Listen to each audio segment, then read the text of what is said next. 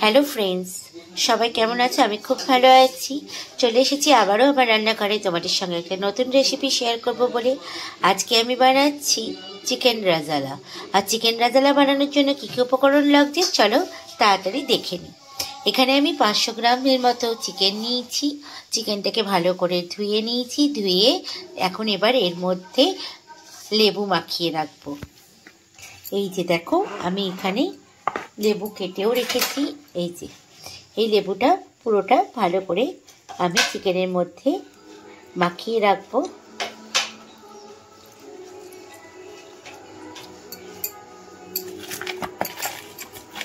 প্রায় আধা ঘন্টা চিকেনটাকে আমি এইভাবে ম্যারিনেট করে রেখে দেব।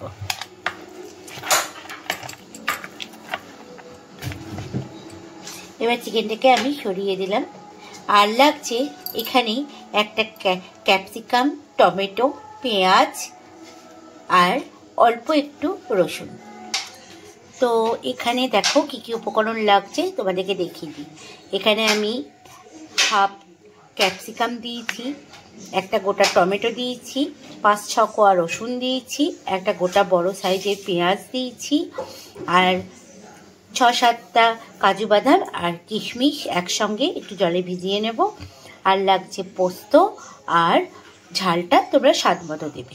এখানে আমি 6 থেকে 7 পিস কাঁচা লঙ্কা নিয়ে নিয়েছি।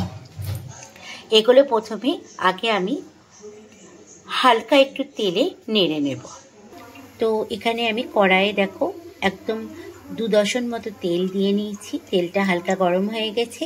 এবার যে কেটে রেখা সবজিগুলো আমি রেখেছিলাম, পেঁয়াজ, ক্যাপসিকাম, সব তেলের মধ্যে এক এক করে কিন্তু দিয়ে দেব।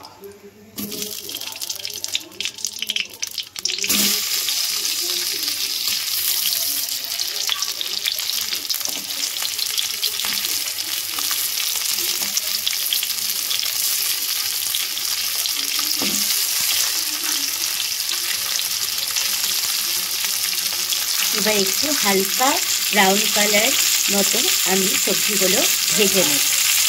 তো এখানে আমার মশলাটা হালকা ব্রাউন কালার চলে এসেছে। এবার আমি একটা মিক্সি দিব, মিক্সি বলে মশলাটা বেটে নেব। তো দেখো মিক্সির মধ্যে আমি মশলাটা দিয়ে নিয়েছি।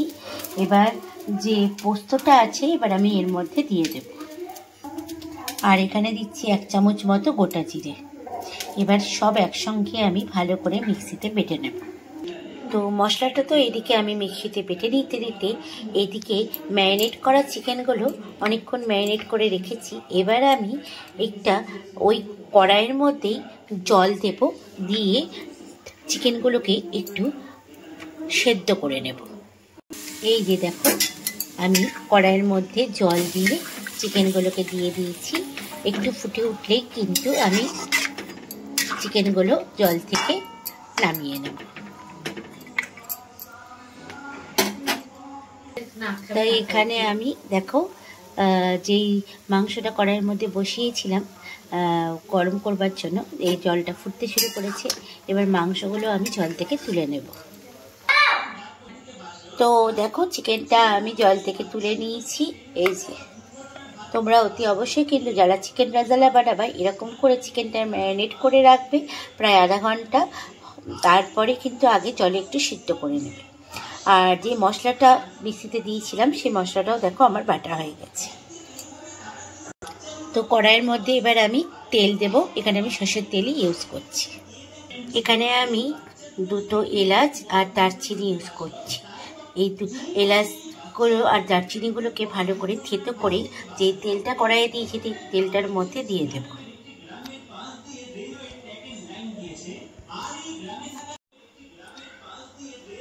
তো তেলটা দেখো গরম হয়ে গেছে। আর আমি এলাচ আর দারচিনিটা থেতো করে নিয়েছি। এবার আমি তেলের মধ্যে দিয়ে দিলাম। এবার একটু ভালো করে নেড়ে নেব।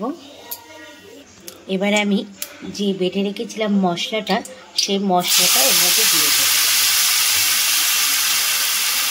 এবার ভালো করে তেলের সাথে মশলাটা এভাবে নাড়াচাড়া করে নেব। তো তেলের মধ্যে মশলাটা দেখো ভালো করে কষিয়ে নিচ্ছি। আর চিকেন রাজালা রান্না করার সময় কিন্তু তোমরা এটা মাথায় রাখবে, চিকেন রাজালাতে কিন্তু হলুদ ব্যবহৃত হয় না। এখানে কিন্তু রান্নাটা পুরো সাদা সাদাই হবে, আর আমি এখানে কিন্তু কোনো হলুদ দেব না। দেখো মশলাটা আমার প্রায় কষানো হয়ে গেছে। এবার আমি এর মধ্যে স্বাদ মতো লবণ দেব। তো আমি এখানে 1 চামচ মতো লবণ দিয়ে দিলাম। এবার আবারও আমি ভালো করে সব একসঙ্গে নাড়াচাড়া করে নেব। আর এখানে আমি গোটা কাঁচা লঙ্কাও ফেলে দিয়েছি। আর কাঁচা লঙ্কার যে একটা আলাদা ফ্লেভার আসে সেটা কিন্তু তোমরা পাবে। এটা তোমরা দিতেও পারো, নাও দিতে পারো। তো এখানে আমার মশলা কষানো হয়ে গেছে। এবার যে চিকেনগুলো সিদ্ধ করা ছিলাম সেই চিকেনগুলো আমি এর মধ্যে ঢেলে দিলাম।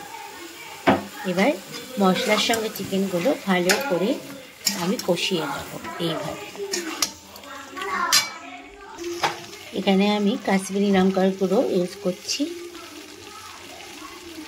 একটু রং হওয়ার জন্য। তোমরা জানো সবাই কাশ্মীরি লঙ্কার গুঁড়ো দিলে পারে রংটা খুব ভালো আসে। আর এখানে আমি ইউজ করছি শেজওয়ান সসটা দিলেও কিন্তু ফ্লেভারটা খুব সুন্দর আসে। এটা তোমরা দিতেও পারো, নাও দিতে পারো। আমাদের ভালো লাগে বাট আমরা শেজওয়ান সসটা প্রায় সব যখনই চিকেন রান্না করি তখনই কিন্তু শেজওয়ান সসটা আমরা ইউজ করে থাকি। এবার সবগুলো একসঙ্গে ভালো করে মিশিয়ে নেব। তো দেখো মশলা আমার কষানো হয়ে গেছে আর তেল ছাড়তেও শুরু করেছে। এবার আমি চিকেনটা প্রথমেই তো সিদ্ধ করেছিলাম খানিকক্ষণ, আর অল্প একটু জল দেবো, দিয়ে চিকেনটাকে ভালো করে সিদ্ধ করার জন্য।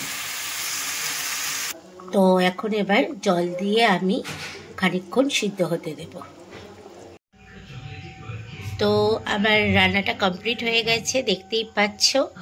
আর এখন আমি একটা বাটির মধ্যে এটাকে গরম গরম সার্ভ করে নেব। তো রেডি হয়ে গেছে আমার চিকেন রাজালা। তাহলে এই রেসিপিটা তোমাদের কেমন লাগলো অতি অবশ্যই আমাকে কমেন্টস করে জানিও। আর তোমরাও এইভাবে বাড়িতে বানিয়ে খাও, আশা করছি খুব ভালো লাগবে। তো দেখা হচ্ছে আবারও একটা নেক্সট ভিডিওতে তোমাদের সঙ্গে। সবাই ভালো থাকবে, সুস্থ থাকবে। আজকের মতো সবাইকে টাটা।